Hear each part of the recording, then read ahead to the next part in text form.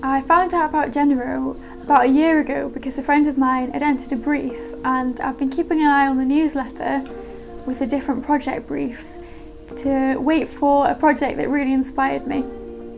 It feels fantastic to be announced as the winner of this project because I put so much effort in, so it's a fantastic reward to actually win it. I think it'll really impact on my career because it was a worldwide brief and it's such a good exposure, and it's really good to be recognised and acknowledged for the sort of work that you do. I've been commissioned to make a few music videos before, and they've been achieved in a similar technique where I would mix a stop motion animation style and model making with a different animation technique like using After Effects or Flash on the computer.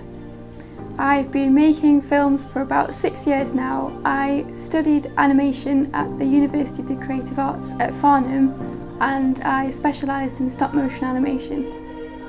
In order to come up with the idea of the project, I listened to the song and the lyrics and also what had been written in the brief about the song.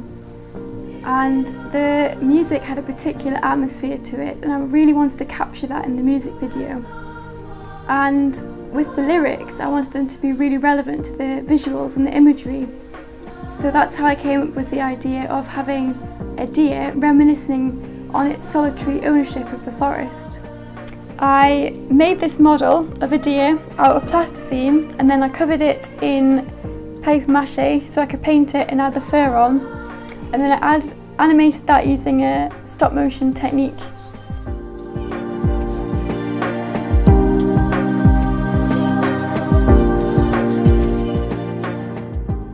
There was one snowy day before Christmas, so I took the opportunity to come out here and take the photographs of the landscape in the snow.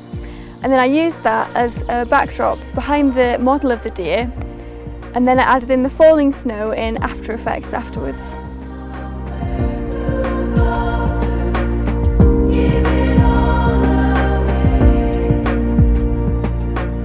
For the dream sections of the animation, where there were memories of the deer, I animated those on the computer in Flash, and then I had filmed through a kaleidoscope to get this texture which was very symmetrical and of ice and how that forms. So I used that as a backdrop to put behind the Flash animation, which created, I think, a really interesting effect.